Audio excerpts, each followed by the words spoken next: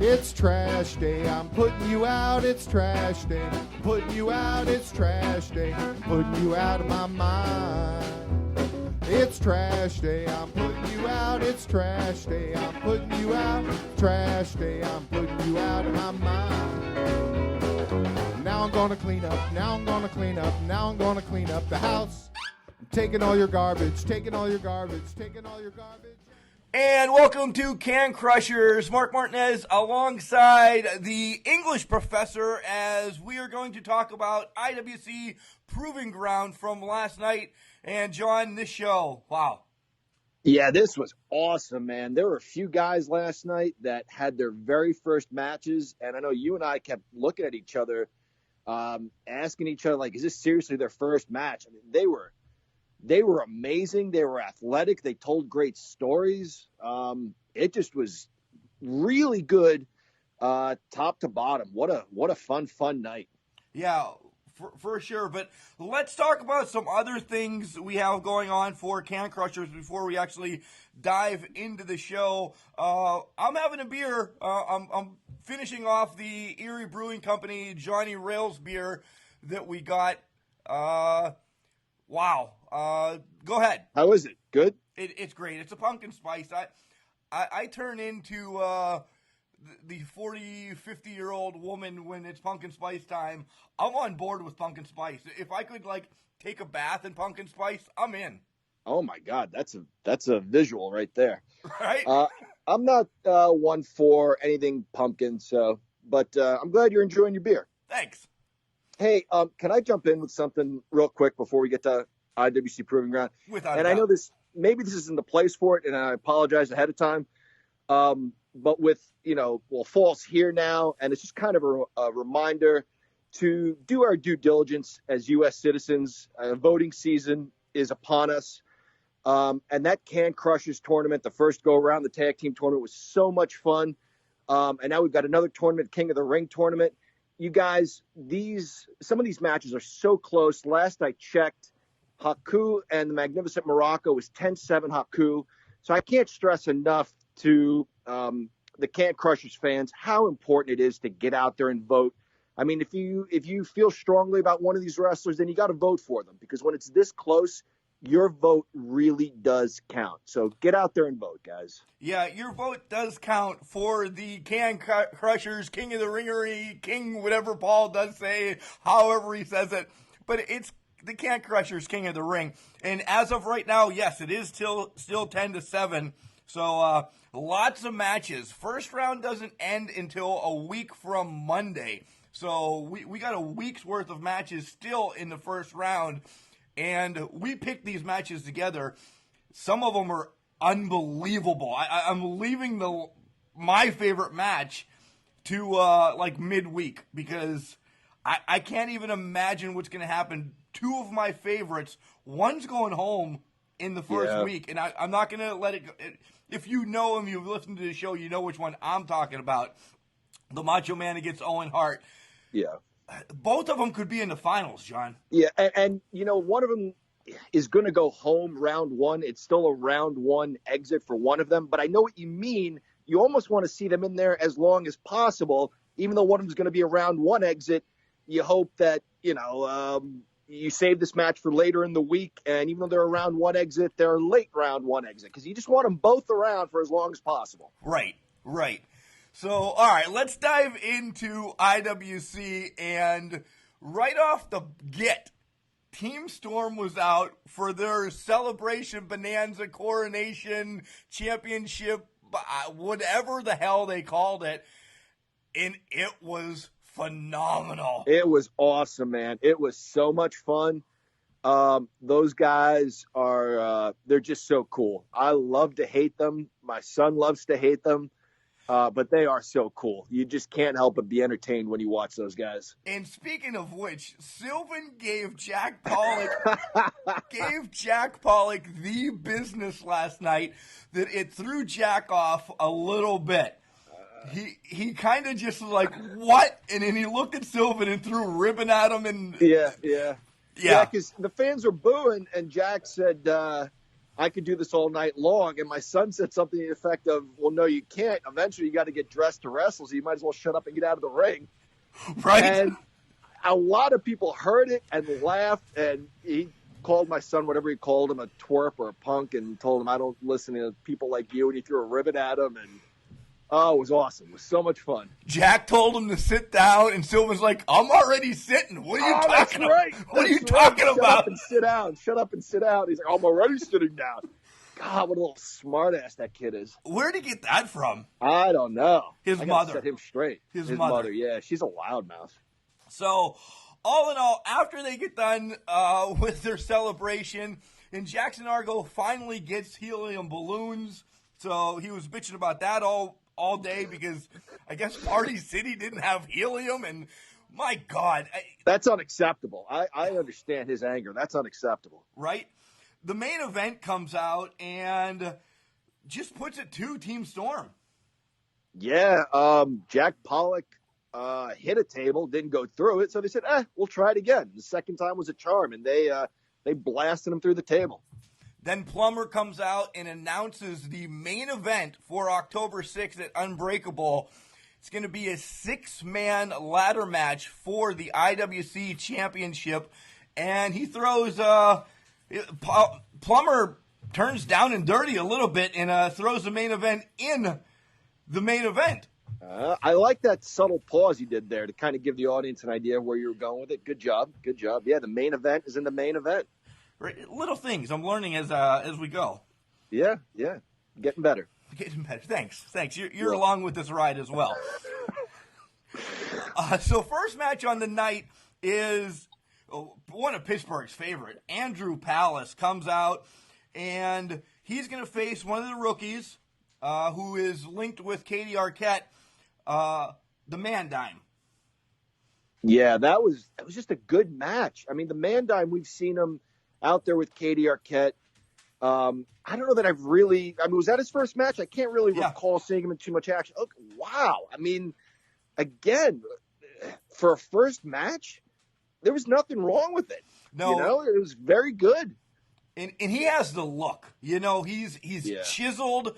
If you want to make a comparison, his character is like Ty Dillinger. He's got a 10 – sorry, right on his crotch.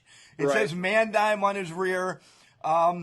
So comparison, he's Ty Dillinger, and Katie's got a nice stable going on right now too. Yeah, she does, and she's a good talker. And I know it's about their work, and it is about their work, and she's a good worker. But she's a cutie. I got to put that out there. She is a cutie. Yeah, you ended up getting an autographed picture. I did. With her last night. Sylvan called you out. What's Mom going to say? Clearly, Cheryl's seen it by now. She did. Yeah, she saw it this morning. Yeah, all's well. All's well. And I figured, it's all good. So Palace does get the victory, but I'm shocked the way that Palace got the victory. An old school pile driver. We don't see those much. Paul Orndorff style pile driver. Yeah, it's good to see a match end with I don't want to say traditional move, but maybe in an old-fashioned way, not 10,000 false finishes. It was just good to see a match end with something like that. A pile driver, something we all know. Because a pile driver used to knock people out. How many times have we said we're watching a match and we're like, that match or that move would end a match 30 years ago? And just like any other sport, athletes get better. But why not a pile driver end a match? Right. So I was fine with it. I see a lot of things for the Man-Dime. I really do. I could see him going far. Yeah, and it's a cool name. I mean, we gave him some crap with Man Nickel and Man Penny, and I was full of jokes last night. But he's cool. He's got a great look, and he put on a good match. He's got a good build. I like where he's going. Yeah. Second match on the card. After Katie got mad at the Man-Dime, she sent him back into the locker room. Katie stayed in the ring, and she took on Ray Lyn and Jinx for the number one contendership of IWC's women's title held by Britt Baker. So let's talk about that. All right. That was also a really good match. One thing, just to show you again how funny I am, during the course of that match, Ray Lyn threw like, a kick to the head, like a Muay Thai looking kick, and really smacked Katie in the jaw. So at intermission, when I went to get my autograph from her, I said, "Hey, Katie, I know she got kicked in the face pretty hard by Ray Lyn. I know a dentist." I get it. Thanks. Thanks. And I left it at that, and I just kind of looked at her, and she got it. She's like, "Oh, do you? Well, you just bring your dentist to me." And I'm like, "Oh, I will. She'll be there." And this So is she all talked a little before. smack. This is all before you got your autograph, of course, right? While she was signing it. Well Yeah. played. Well played. Thank you.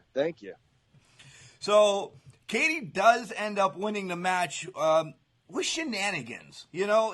She always finds like a cheap way to win. Yeah. Jinx had just hit Ray Lyn with a bulldog, kind of like a Stratisfaction bulldog off the top rope. Yeah. She had the win, John. Jinx was going to be your number one contender. All of a sudden, Katie, out of nowhere, drags Jinx off, rolls up Ray Lyn for the victory. And let's go to Jinx real quick, because I, after the event, got to talk to Jinx backstage. So, backstage with Jinx here at Proving Ground 7. Jinx, first let's talk about tonight. You got screwed over by Katie yet again. Oh, for sure. It's happened too many times now, man. But, just gotta come back, I guess. You see this battle coming more and more and more, and Katie's on the card in 2 weeks. Are you going to be lingering around? You want to, kind of do some payback to her? Oh, well, can't really give away my secrets yet, but, we'll see what happens. We'll see what I'm planning for that day. And you were on Rise here a few months back in this building, and what a great thing Rise is for the women. Absolutely. I just want to give you your time to talk about that a little bit. I think that females in wrestling in general is a very important thing, and it's becoming more at large nowadays, especially with like intergender wrestling and bringing more female wrestling into things. So we're less of an attraction and more of equal athletes, which I think is very important. Without a doubt. Actually, on Can Crushers, we talk about how the women's revolution is actually saving Raw and SmackDown. Absolutely. Because some of the other stuff has gotten a little stale. So I give you things guys fresh. Yeah, I give you guys props. What's next then? We know October 6th is Unbreakable at Court Time Sports in Elizabeth. But where's Jinx going? Are you going down south to wrestling? Are you going where? Tell us what's going on with Jinx. I'm going a little bit here and there for the next few months into the next year. I mainly just want to be able to do whatever I can, be able to just get as much experience as many places as possible wherever I can travel. So, just kind of popping up wherever I can. That's awesome. Yeah. Thank you for spending some time on Absolutely. Can Crushers, and we'll see you October 6th, probably. Maybe. So, Jinx still a little upset about that. I don't blame her, man. From seating guests, from selling 50/50s to that close to being the number one contender. Yeah, we've talked about Jinx before. I love her character. She's engulfed into her character, and she's great. She's improving each time that we see her. She's going someplace too. I agree, man. And when you listen to the interview like we just did, you can almost, this is going to sound crazy, but I could almost hear her like shaking like she does. Oh, yes. Was she? Is that what you're saying? Like the tremor in her voice? Oh, yeah. She was mad. She was, like, yanking on her hair. She was, she was into it. And she was fired up backstage. And I'm like, oh, man, she's going to hit me with a chair or something. I love her intro, too. I don't have to tell you anything. That's just such a great intro song. She's fun. Again, it's something that's a little different. It's a cool name. It's a cool look. It's a cool intro. I like everything about her. I think she needs to stick with it because I think she's going to be really good. Yeah, I completely agree. Let's stay same match, but let's shift over to Ray Lyn now. As Ray Lyn, most experienced in the match, I was pulling for Ray Lyn the whole way, thinking, you know what, we've seen the Ray Lyn Brit matches before, but the Ray Lyn Brit matches are like the Stone Cold Rock matches to me. You know that you never get tired of them. Yep. So I talked to Ray Lyn as well, and here's what she had to say. Pretty much same thing. Katie's got a target on her back from both of them, John. I wouldn't want to be her. And we're backstage with Ray Lyn here at Proving Ground. Ray Lyn, tonight's match, you kind of got screwed over a little bit. Jinx hits you, and then Katie comes in, and what's going on? Win, right? So I feel like every time I'm in Pittsburgh, I kind of get screwed. That's why I try not to wrestle here too much. What's up with that? I don't know. It's like, it's my hometown, but maybe it's because I don't claim it. It's karma. I never tell anyone I'm from here. You should, though. You should. Maybe I should. You would be liked. Especially, let's talk about why I really want to talk to you, Okay. Rise. Rise has been blowing up everywhere. You've been all over the United States. You and Karen Q, the last time I saw you, you were fighting Paradise Lost. You kind of got off kilter a little bit, but what's going on there?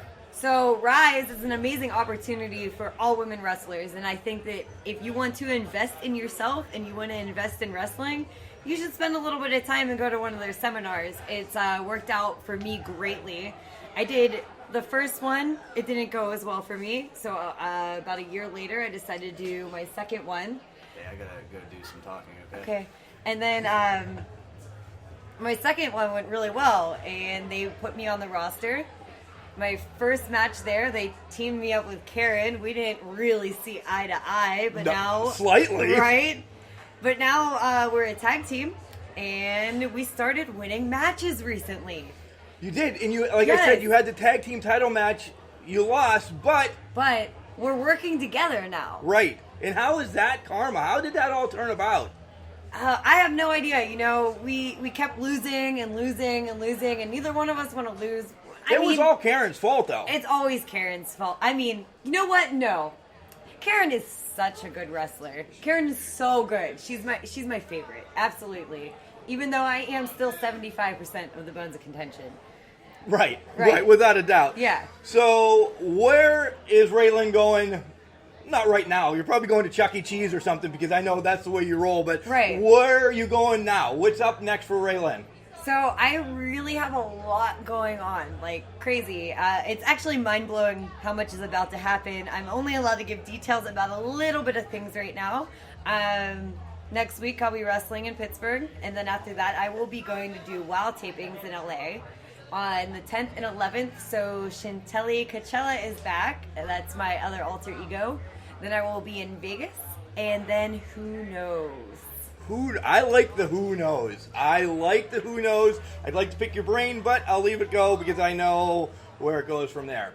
Yeah. So, Ray Lyn, thank you for the couple minutes here on Can Crushers. Do you have anything else you want to say, fans, anything? Because I'm going to tag you in everything. Yeah, absolutely. You can follow me on Instagram, Raystar5. That's RAYSTAR 5.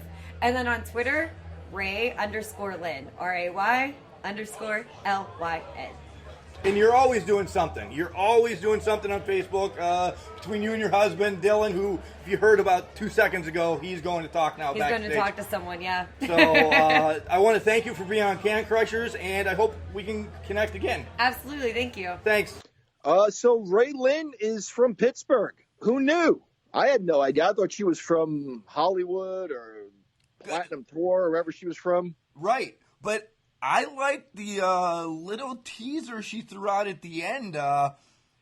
Lots of stuff going on, and she can't tell us. Yeah, can't really talk about it much. That's exciting stuff. I'm happy for her.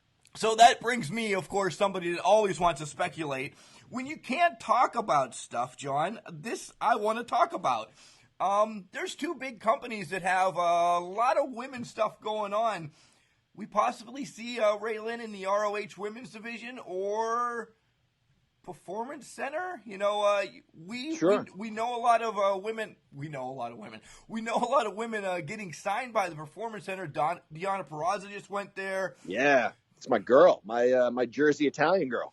Brit's living in Florida, and you can see me on Skype. I did my quotes just to get the quota in for the quotes for the show. Mark did the quotes. He met his quote.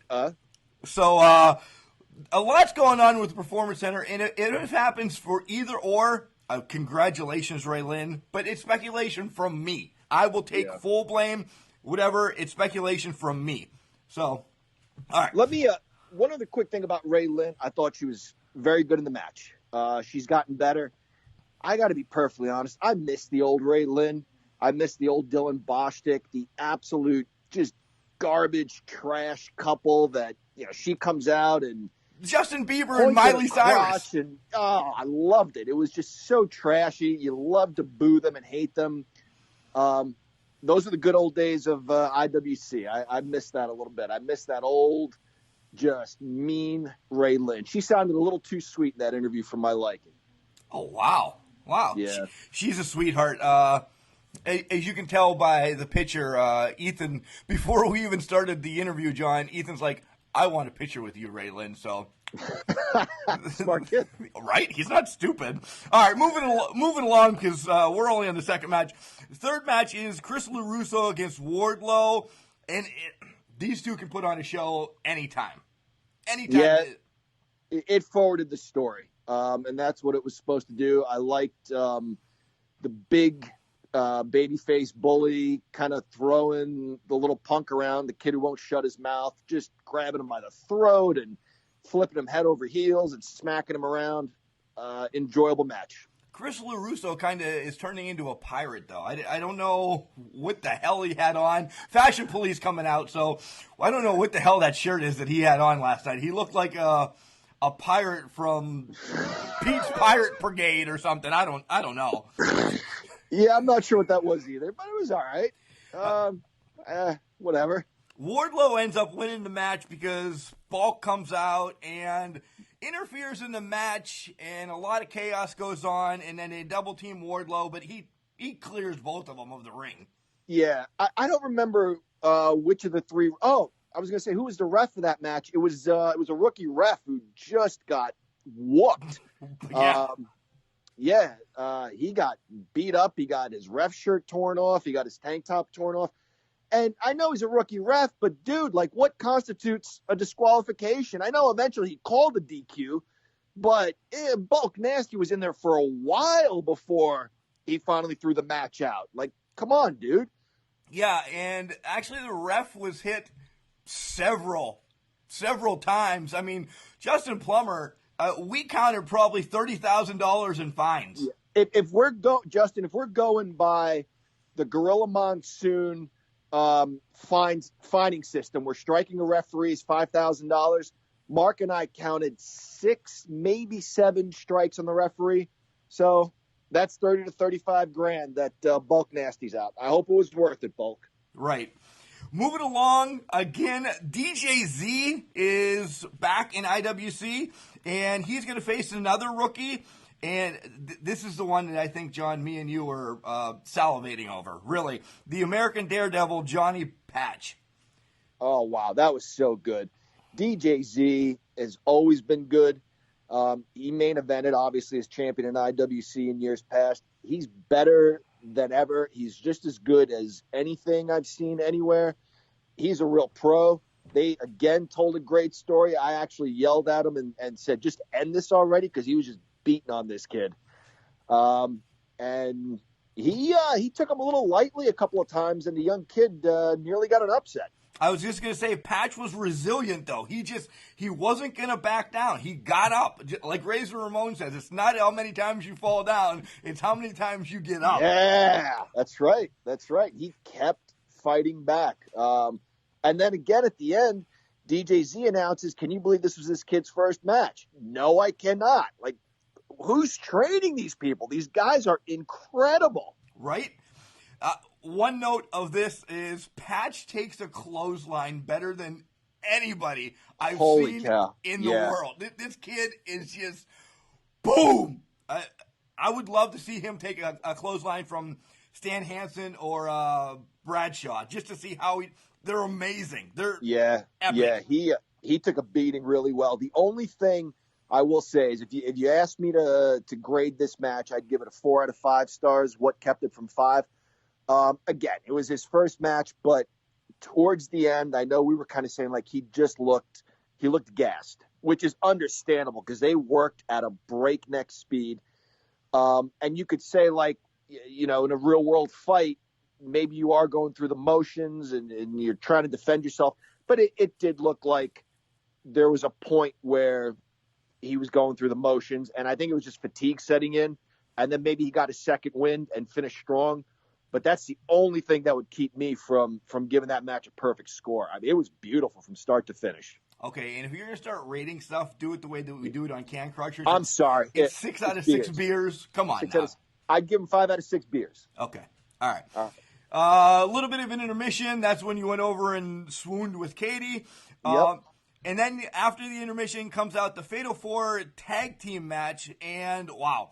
It was Mambo Italiano and Billy Ruxpin versus Officer Dan and Philip Archer versus Jamie Jameson and Jason Tyler and the Sadie Gang.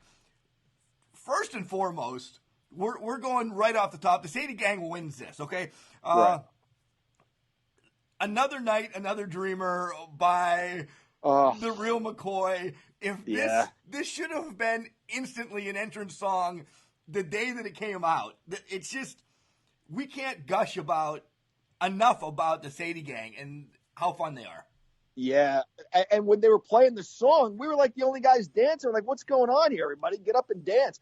And then when the match started, you said to me, they could just play that song for another 5 minutes and have Sadie Gang dancing, and I would be fine with that. I would too. Those guys are a blast, man. They're a party wherever they go. One thing I'd like to have this tweaked, I know the Sadie Gang, props to the other guys in it as well, but I want to see the Sadie Gang bring out Sadie like the British Bulldogs brought Matilda out. Yes, that would be great. But you know what? The only thing that concerns me about that is somebody like Team Storm would steal the dog, like the Islanders did. Yeah. And I don't want that for Sadie. Right, yeah, Sadie's. But great first match for Philip Archer. He looked great. I like Jamie Jameson. Jamie Jameson is just, he should be in that high stakes run all the time. If not heavyweight title, Jameson has just improved through this last year. For sure, I agree with you, and he's got a good look too. And I think he's a local guy, right? Yeah, he's from the area. Yep. Yeah, he's just got a good country look about him. Imagine that. He's called the Country Hammer, you jackass. Imagine that, right? Yeah. So he's aptly named. Yeah, he's gotten better in the ring. I'd like to see more from him. Yeah. Moving along, the next match is Atticus Cogar with Remy LeVay against Sean Phoenix with Hooven. This match, all hell broke loose, John. It really did. After it was over, I think there was more that took place outside the ring than inside the ring.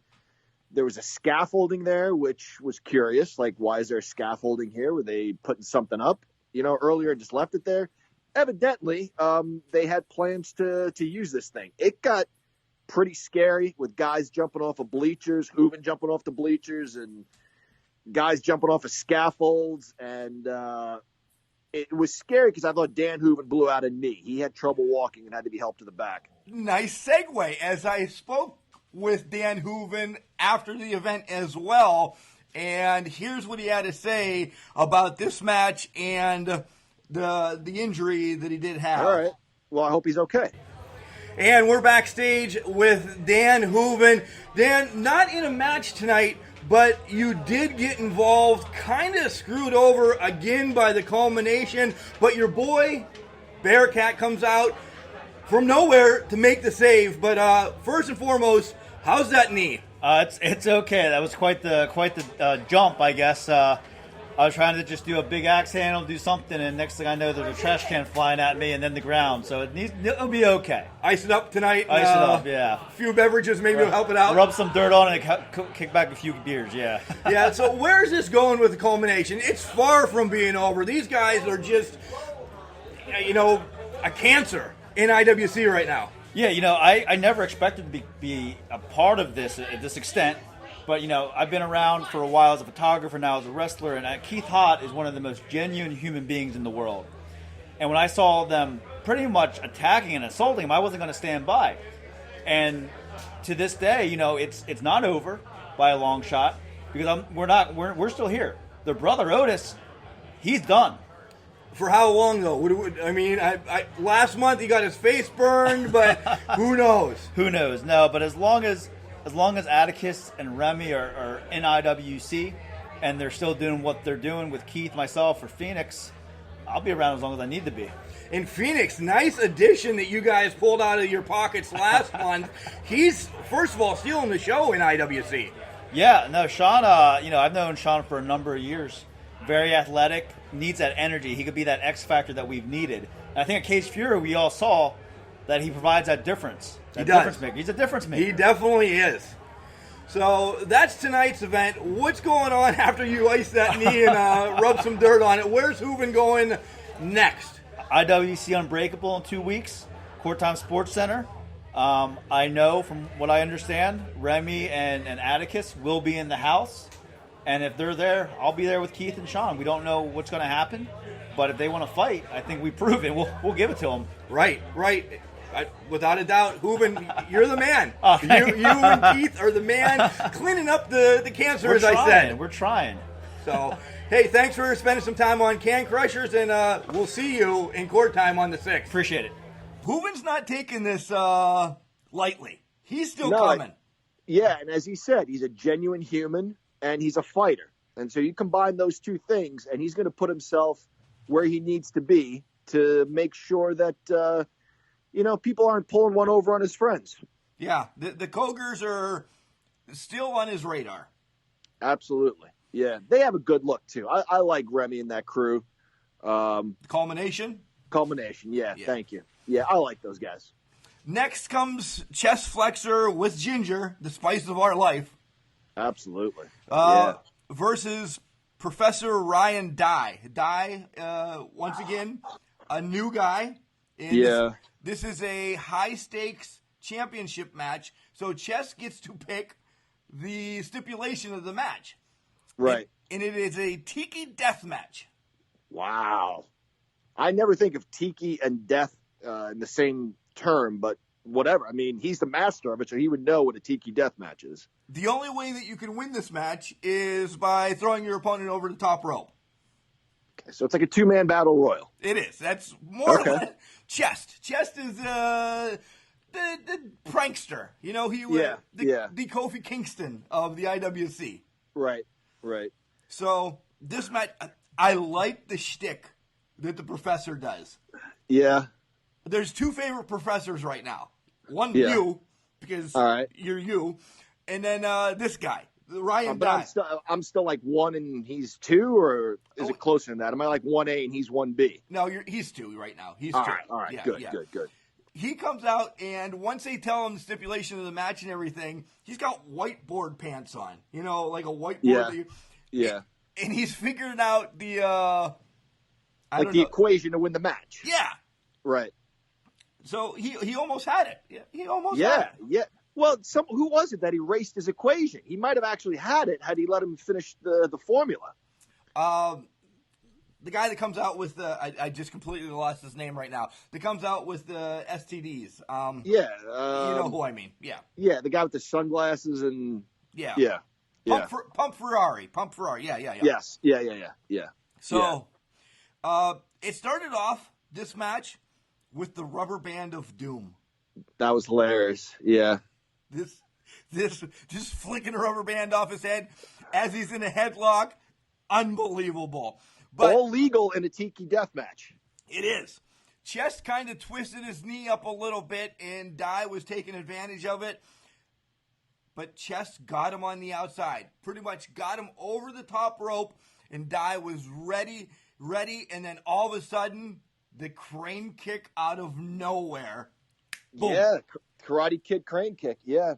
Earlier in the match, actually, that Professor went for a pin, and again, he probably had some calculation on his pants that told him, hey, look, try to find a way, mass equals force times distance or whatever to get him over the top rope, but it was erased. And so he went for a pin, and then the rest of them, hey, it's not a pin. You got to throw him over the top rope. Or the numbers got just skewed. One equation, Yep. losing that E squared. Yep. Work is force times distance. I'm sorry. Work equals force times distance. Whatever. You're the English professor and now the math professor and document. I'm documenting right now, actually. See? All right, moving along. Next up is Dylan Bostic, which we've talked about Dylan earlier. Right. Against Judo. Yeah, Judo. Yeah. This kid is RVD-ish, or Rob Van Dam-ish. Right. And hell, he had a great cheering section, by the way.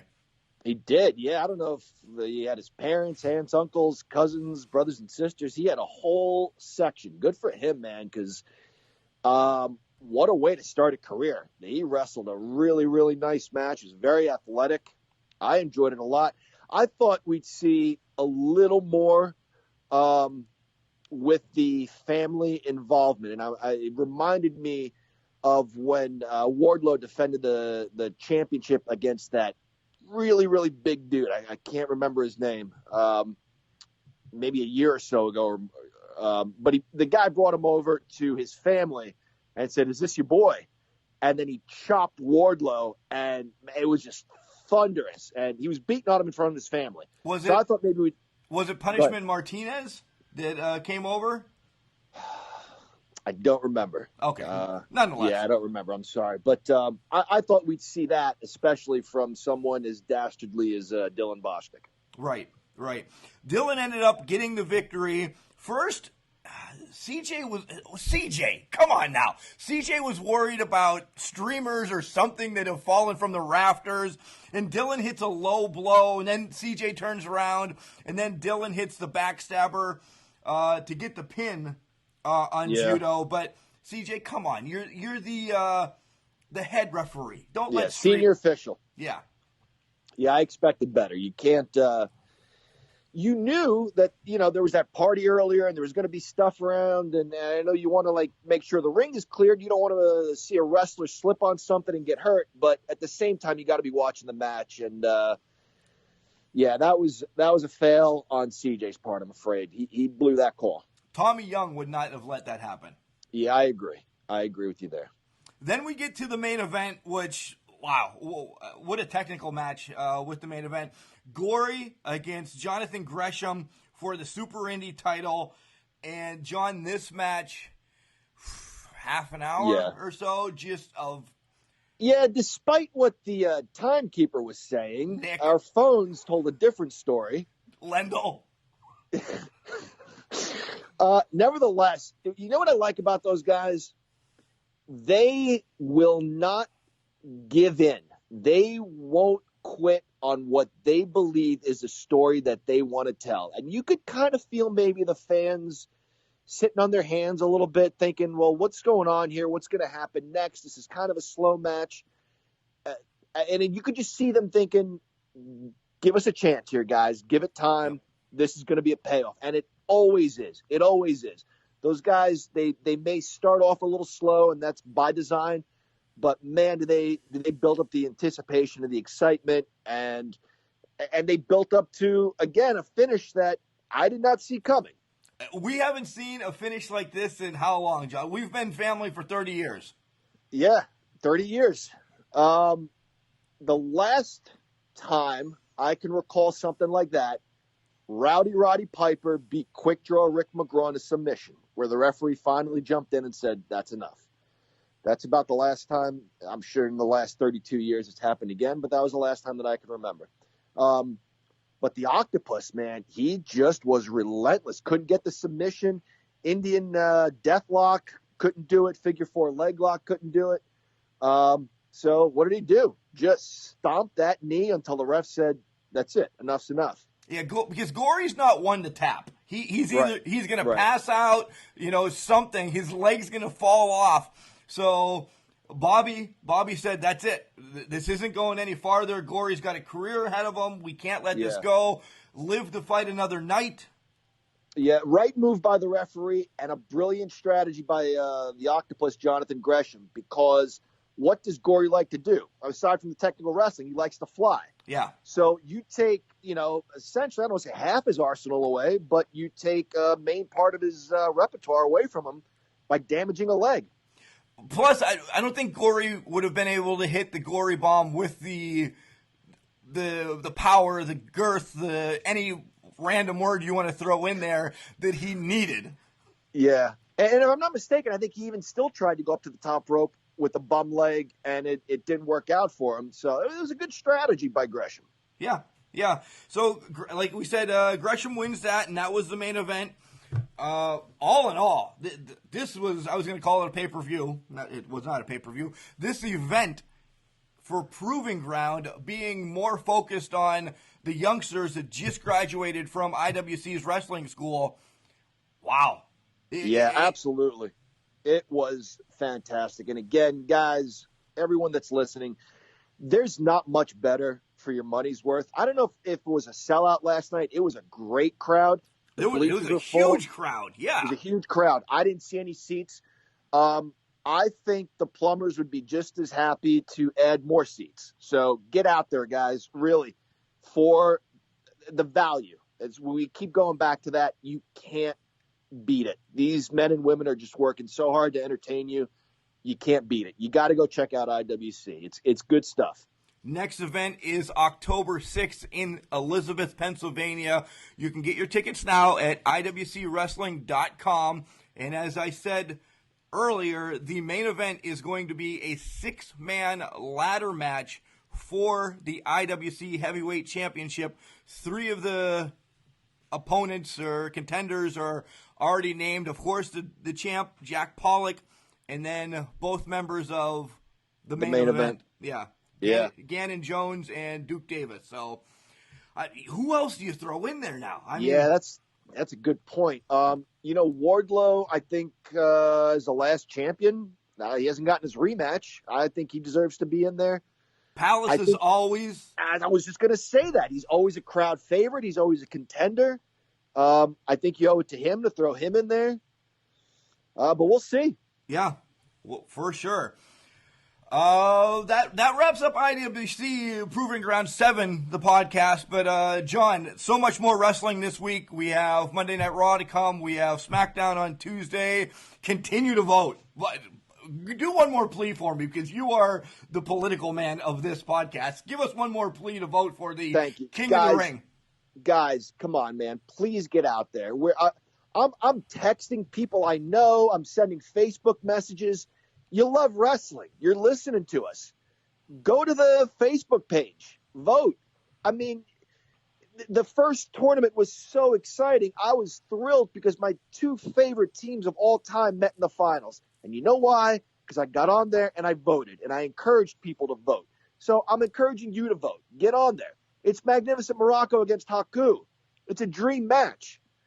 I want Magnificent Morocco to win. You might want Haku to win. It's going to be close. It's really close right now. Every vote counts. Get out there and vote, guys. And just a spoiler to end the show, tomorrow's match will be William Regal against Jimmy King. So, oh, wow. Okay. Yeah. Probably the roughest match of the first round. And I hope everybody does their due diligence. That's right. Calling out Can Crusher Paul, do your due diligence to make this match the way it should be. No shenanigans, because coming up we have people that haven't wrestled. If you haven't listened to the podcast, I want to go a couple minutes longer. If you haven't listened to the podcast we did last Sunday about how we got these matches, you still have Stone Cold coming up. You still have, of course, Macho Man and Owen Hart. You still have Booker T coming up. You have Triple H, the $1 Million Man, Jerry the King Lawler. I mean, all these names are still to come. Not to mention Bret the Hitman Hart. Well, he's already a Can Crusher champion, but yes, and Bret the Hitman Hart. It's unbelievable. It is. There's a lot of big names in this thing. A lot of big names. And they can't move forward without your help. You guys are the bookers. I would be the booker. I've said Well, all. They're the ones voting, right? I mean, they're the decision makers, essentially, aren't they? Well, all right. You're the head booker. Oh. So not Booker T. I would be Booker Right.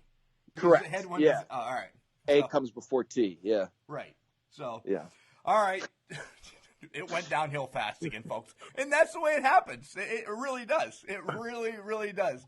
So, John, thank you for going last night. Oh, that was my pleasure, man. I enjoyed the heck out of that show. I really hope something comes up that you lose your Jets tickets and you can't go to the football game October 6th because myself and Mrs. Can Crusher have talked this morning. There's no way in hell I'm going to miss Unbreakable. Yeah. You know, we may have to eat some ramen noodles for 6 weeks so I can get to my IWC fix, but I'll be there. I'm going. I'd be much more excited if I were going there. They were 3-0 right now, but that is obviously not the case. I got a little bit ahead of myself in my talking prediction. about right? Yeah, all right. Anyway, but I'm going to see them in the Broncos first weekend in October. Yeah, well, getting ahead of predictions, I know this is usually on the sports show. I retracted the Steelers pick. I'm not even picking anybody out of the AFC right now. That's it. Done. Yeah, me neither. Not excited for football. They're playing Tampa Bay tomorrow. For the love of God, Ryan Fitzpatrick right now is the MVP. Yeah, don't talk to me about Ryan Fitzpatrick unless you want to make me mad. I can do that. I can sing shoop. Yeah. I can just sing shoop to you and take care of that. All right. Remember, John, just because you're trash doesn't mean you can't do great things. It's called can you finish I got this part. It's called a garbage can, not a garbage cannot. Lots of wrestling this week, folks. Make sure you watch it. John, thanks again. Definitely, buddy. Thanks for having me on.